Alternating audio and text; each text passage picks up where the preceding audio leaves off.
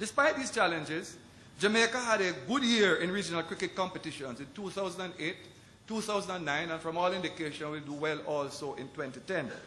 The challenges now facing the administration of cricket in Jamaica are fourfold. First, the improvement of cricket at the club level. Second, urging Jamaica's representations on the IICB to use their influence to secure the required changes in the administration of West Indies cricket. Thirdly, Jamaica having done so well at the regional level, the administrators need to do everything possible to get Jamaica to produce top quality West Indian players reminiscent of former West Indian players. And finally in this section, the ongoing upgrading of the facilities at all levels must take place at a faster rate.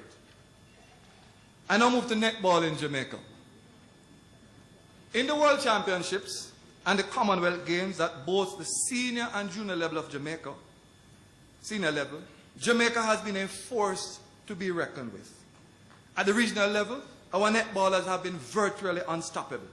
Since placing third in the Caribbean Netball Championships in 1984, our national team has won the competition every year it has been held since 1988.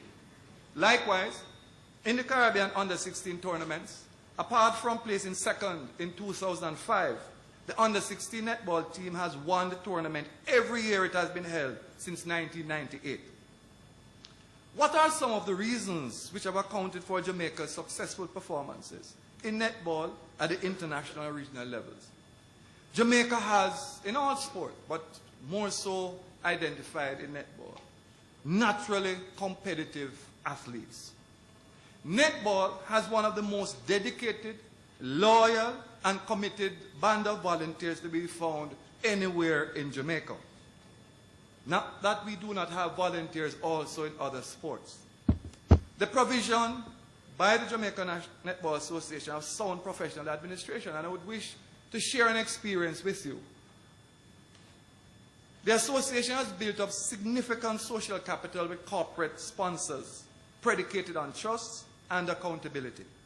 In my numerous discussions with leading members of the corporate community, many members could not hide their admiration and respect for the level of transparency and accountability which the JNA applies in the utilization of sponsorship funds. Some national associations need to emulate the JNA in this regard. 4, the Jamaican netball team, despite economic and other resource constraints, train all year round. The national squad is constantly being replenished by the best of the identifiable talents. Although not sufficient, both the state and corporate Jamaica have been able to provide the JNA with funding and material support. Despite the fact that the national netball teams have demonstrated that they have the capacity and capability to maintain their international ranking, they have fluctuated between sometimes being third and consistently being fourth in the international rankings. The powerhouses being New Zealand, Australia, and England. The major advantage which Australia, New Zealand, and England have over Jamaica is their strength of resources. It is very clear, therefore, that if Jamaica is to make the transition from being ranked third or fourth in the world to become number one, every effort will have to be made to find the necessary resources. I now turn to track and field in Jamaica. The current jewel in the crown of Jamaica's sport is that of track and field. It is that which now typifies brand Jamaica. Jamaica's excellence in track and field can be attributed to a number of factors. Of all the possible reasons, I wish to just mention 2. First, I will quote a man who has formidable credentials in the administration of track and field, Teddy McCook. He points out that, and I quote, "The main reason, and I think the only reason, for our present performance is that we are keeping a lot more of our athletes that come through the junior system here in Jamaica," end of quote. We have been able to keep a lot more of our athletes who have come through the junior system here in Jamaica because in recent times we have developed homegrown track and field clubs, marshaled and superintended by coaches who can be ranked among the best in the world. The second is boys and girl championships. The Intersecondary School Sports Association must be congratulated for organizing and implementing one of the most successful, in fact I would argue anyone, by saying the most successful annual secondary meet in the world.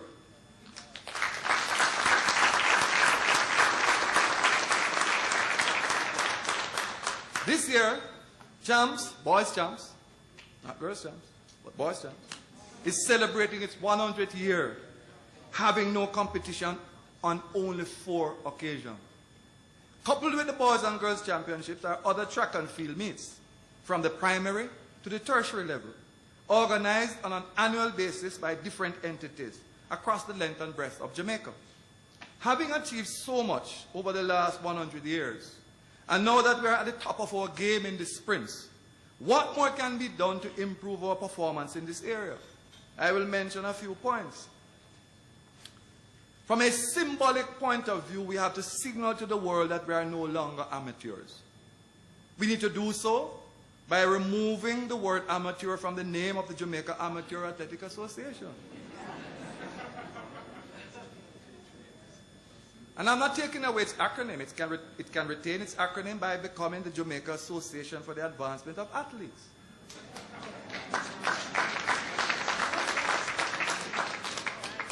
We need to devise a properly thought out mechanism where, from very early, we're able to discover and properly harvest talented athletes. Talented youngsters must be spotted and placed on a particular path of development from very early, including, most importantly, their academic and personal welfare. The management of the J3As and the MVP track club, in the interest of the sport, in the interest of the athletes, and in the interest of Jamaica, need to sit down, put hubris and idiosyncrasies aside, and work out their differences.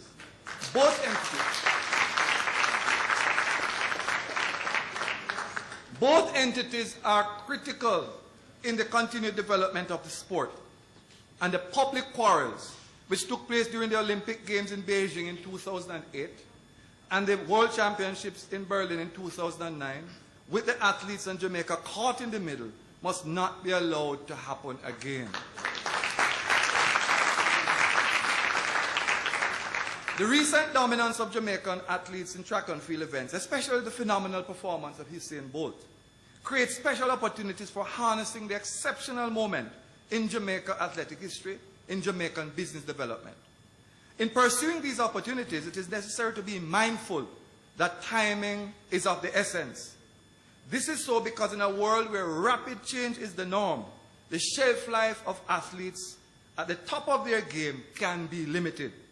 The following broad idea could be considered for further development and action by a team with the requisite legal management and marketing skills.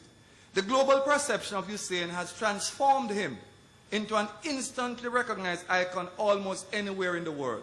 He should be assisted to assert an income-generating proprietary interest in his name, which would work both for him personally and for Jamaican products and services that can be linked to his iconic status.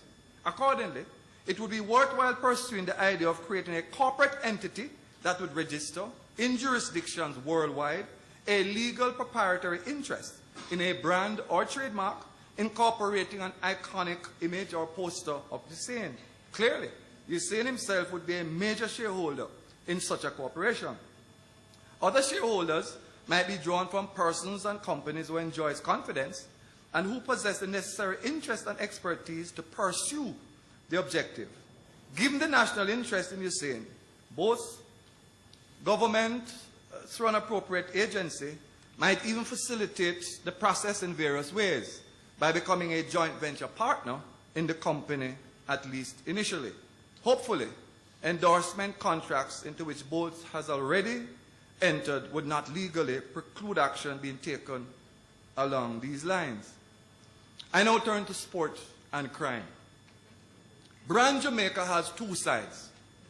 That which is positive and given additional significance by the world-renowned performance of our people, particularly in music and sport. And that which is negative and which has taken on significant proportions, mainly as a result of the violence for which Jamaica has become so well known.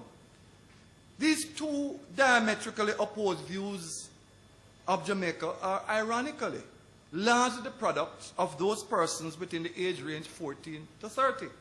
Anthony Harriot points out that, and I quote, only a few developing countries experience violence with such intensity, end of quote, as Jamaica. He identified only two other countries with such high intensity violence, South Africa and Colombia.